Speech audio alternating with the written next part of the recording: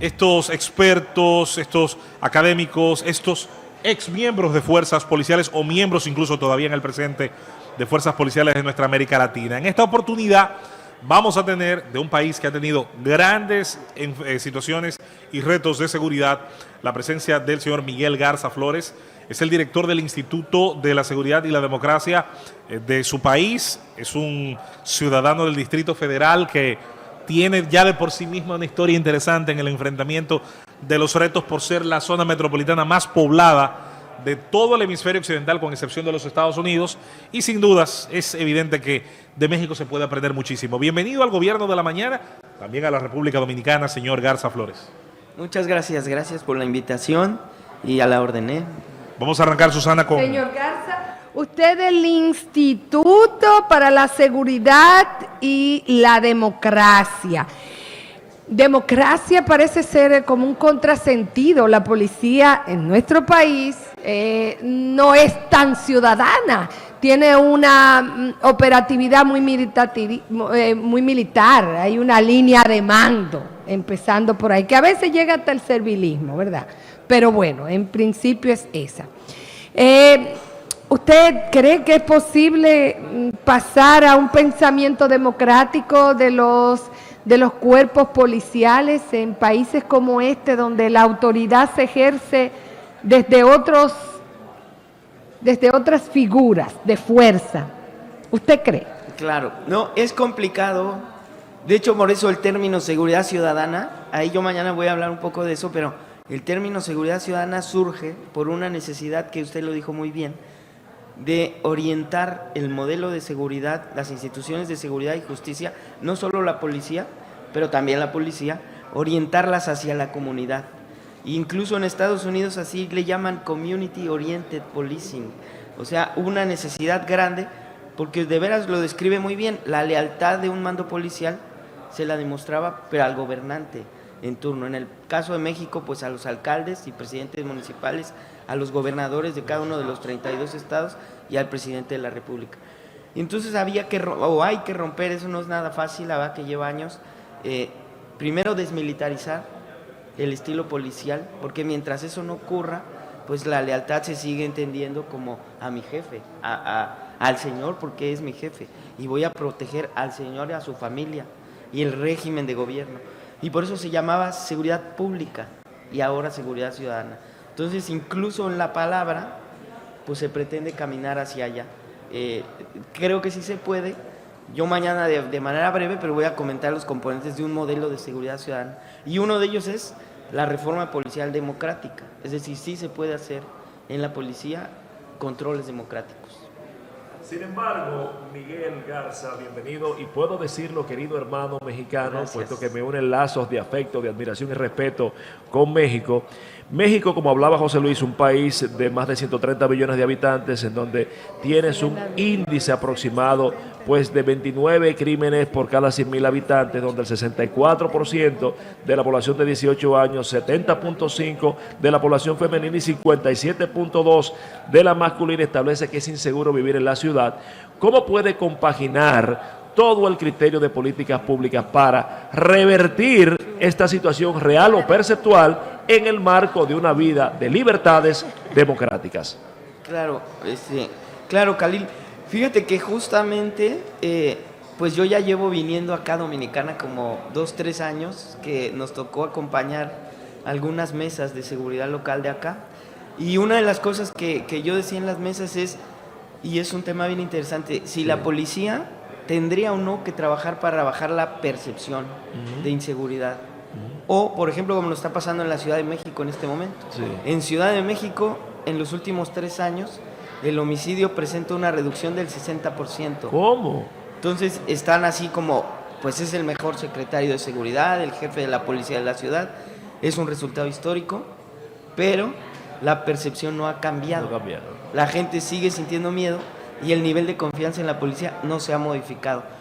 Pero es muy interesante porque el mando policial te puede decir qué les interesa a ustedes, los resultados o tener menos miedo, ¿no? Y bueno, Ambas. pues a veces la gente no dice que quiere tener menos miedo, sino que quiere tener resultados, Ambas. ¿no? Y sin embargo ese es el tema. Si uno explica No, es que sí hay que reducir la percepción, porque al reducir la percepción, y eso pasa en Dominicana también, la gente termina, digamos, teniendo menos miedo, se mejora el entramado social y, lo decía ahorita el ponente chileno, pues eso reduce las posibilidades de un crimen en la calle, porque está ocupado el espacio público, porque nos comunicamos y porque ya no nos da miedo salir a ocupar el espacio público. Si se genera más percepción, pues quien gana es quien delinque, porque el espacio público se queda solo y se presta para las oportunidades de lo que se conoce como el delito de oportunidad, ¿no? Que es el robo en la calle. Doctor, sí, yo empecé a escuchar esos dos términos muy unidos, seguridad y democracia, precisamente en el 2005, cuando en el país se lanzó el Plan de Seguridad Democrática. Y recuerdo que en ese momento se debatía en las mesas de trabajos, en las cuales yo tuve la oportunidad de trabajar en algunas, ¿por qué no ciudadana y por qué democrática? ¿Cuál era la diferencia? Y se llegó a la conclusión de que la democracia y la seguridad van íntimamente ligadas en la medida en que los gobiernos pueden garantizar los servicios, en la medida en que cada institución puede tener presencia en el territorio, en el barrio, en el sector, y de esa manera entonces se tiene seguridad. Era como una consecuencia de la otra. La experiencia en México, por ejemplo, ¿cómo ha sido? En esos planes de seguridad que ustedes han implementado, ¿existe la presencia de todas las agencias del Estado de manera activa? ¿Cuál ha sido la experiencia de ustedes? Fíjate que es una muy buena pregunta, Julieta, porque en México no hemos usado hasta ahora, no sé si después, pero no hemos usado el término que estuvo incluso de moda, el de seguridad democrática, que se utilizó primero en Colombia, porque era como la gente, las personas se dieron ciertas garantías. Por ejemplo, si te dicen, oye, es que aquí está la guerrilla colocando bombas, entonces va a venir la policía y nos va a revisar tus cosas, tu mochila, tu bolso, ¿estás de acuerdo? Y la gente en ese momento decía, si con eso no me voy a morir de un bombazo, pues estoy de acuerdo, ¿no? Entonces se dio sus garantías y la policía empezó a operar pues mucho más violentando los derechos de las personas. Y hubo la necesidad de usar ese concepto seguridad con democracia o seguridad democrática. Digo que en México todavía no lo usamos, afortunadamente, pues porque México tiene una vocación de, aunque sea en discurso, mucho más de pro derechos humanos con los últimos gobiernos. Pero creo que lo que sí pasa mucho es una simulación cuando dicen seguridad ciudadana, porque efectivamente debería de ser no solo la policía y la fiscalía y las instituciones de seguridad y justicia, sino desarrollo social, educación, Exacto. deporte, cultura, liderados por quien dirija, digamos, el gobierno en ese momento, pero de manera integral trabajar el enfoque. Y a veces solo cambian el término y están simulando, ¿no? A veces eso pasa. Señor Garza, quiero sumar en este momento, en este segmento del programa, a un experto, pero este es nuestro, este es dominicano, este es de la provincia de Puerto Plata, es de Saballo, aparece en el mapa, ¿verdad? Y es Víctor Benavides, es un joven que se ha formado desde hace una buena cantidad de tiempo en todos los temas de seguridad, además de ser abogado, además de haber hecho cursos y capacitaciones en muchas partes del mundo. Víctor se ha dedicado también a estudiar estos fenómenos. Y yo quiero hacer una pregunta compartida para ambas visiones, la de Garza, México, su experiencia internacional, la de Benavides en su condición de joven servidor público, Víctor Benavides en el Ministerio de Interior. Su principal cargo es amigo mío, obviamente. El uso de la data, en una época que se habla de Big Data, que se miden variables, señores, que hace años eran impensables. Ahora bien, ¿para qué me pueden servir estos levantamientos? Que conste, la pregunta la hace un convencido de que las buenas decisiones se toman con información. Sin embargo, hay gente que sospecha que muchas veces los datos se utilizan como una forma de evadir, como una forma de alguna manera, justificar ciertos contextos en materia del fracaso de algunas medidas. ¿Cómo se puede hacer un buen uso a lo interno de las estadísticas, pero a lo externo, como forma de comunicarle a la sociedad, mira, aunque tu percepción sea esta, estos son los hechos, sin entrar en un conflicto con la ciudadanía. Miguel Garza y por supuesto a Víctor Benavides, a quien damos el saludo cordial y la bienvenida al Gobierno de la Mañana, hermano. Muchas gracias, José Luis. Muchas gracias, Susana, Julieta, Khalil, por abrirnos los micrófonos de tan importante espacio. Tú acabas de citar un componente muy importante en el tema de la seguridad y es el tema de la sensación. La seguridad ciudadana, como las diferentes ramas de las ciencias sociales... Y una mala palabra local, percepción. Es una mala palabra. Yo prefiero usar el término seguridad subjetiva. Okay. Es cómo se siente el ciudadano, cómo se percibe el ciudadano en el medio, si se percibe seguro, si se percibe inseguro, frente a la seguridad ciudadana desde el punto de vista objetivo, que es lo que tú me mencionas, los datos, qué me dicen las estadísticas, qué me dicen los números, qué me dicen las mediciones, qué me dicen los organismos internacionales que se alimentan de la data que producen los diferentes países, cómo estamos realmente. Y yo siempre digo que la ciudadanía, no solamente en República Dominicana, sino en otros países, pongo el ejemplo de Chile, pongo el ejemplo de Panamá, la ciudadanía está más segura de lo que realmente se percibe. ¿Por qué?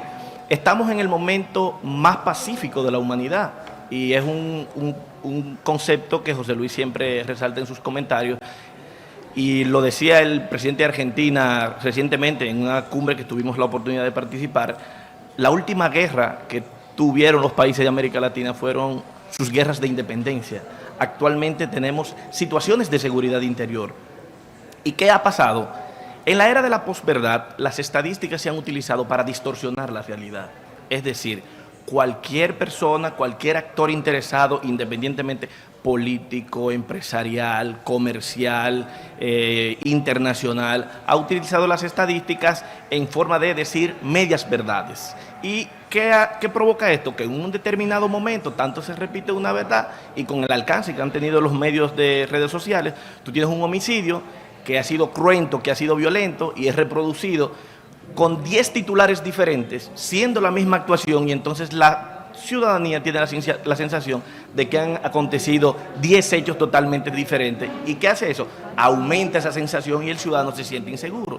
¿Qué pasa cuando el ciudadano se siente inseguro? Abandona los espacios.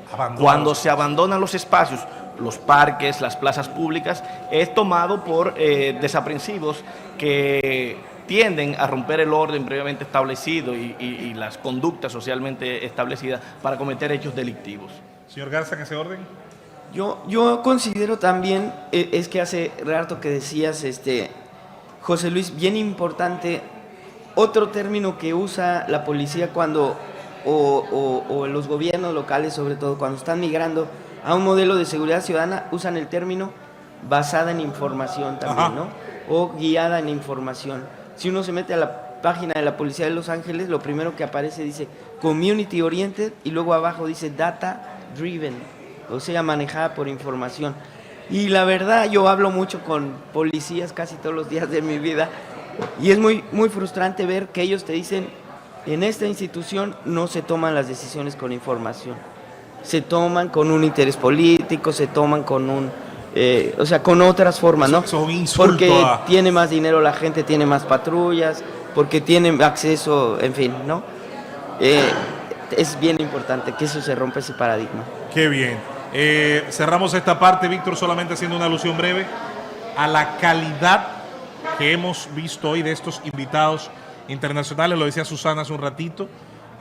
Yo soy muy enemigo de la política de seminario, tú lo sabes. Soy un escéptico a veces de las palmaditas que nos damos en políticas públicas, pero hay que decir que del conocimiento y de la teoría es que salen las directrices que luego deben ejecutarse en el terreno. Me permito tomar 2 minutos, José Luis, para mostrarte un poco la visión general que hemos tenido en la organización de este seminario, conjuntamente con la academia, y es que abarcamos la mayoría de los aspectos, por no decir todos los aspectos de la seguridad ciudadana. Primero, con una conferencia magistral con el doctor Hugo acerca de el rol del sistema de justicia penal en la República Dominicana y en América Latina de frente a la seguridad ciudadana. ¿Por qué? Ese sistema de justicia penal es el que te permite sancionar a los infractores de la ley y que esos infractores de la ley sirvan como efecto disuasivo esas condenas para que otras personas no cometan esos mismos hechos.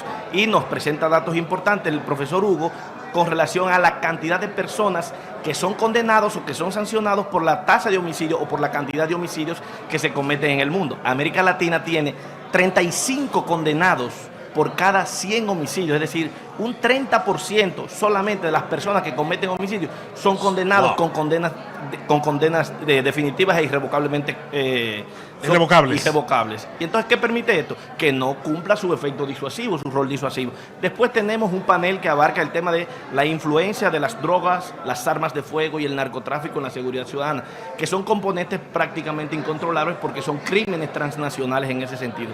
Luego tenemos un panel que es el tema de la convivencia, la familia en la seguridad ciudadana. Y tenemos un último panel que es el tema del rol de la sociedad civil en la seguridad ciudadana, que sirve de monitoreo, de control, de decir qué está bien, qué está mal, de alentar a los servidores públicos que están haciendo un buen trabajo en materia de seguridad ciudadana, como recientemente lo han hecho juntas de vecinos y demás instituciones que respaldan diferentes actividades del gobierno en ese sentido. Víctor, quedas comprometido en el aire para dentro de muy poco tiempo ir al gobierno de la mañana a hablar con nosotros con un poco más de tiempo de estos temas. Nosotros cerramos este segmento agradeciendo también al señor Miguel Garza.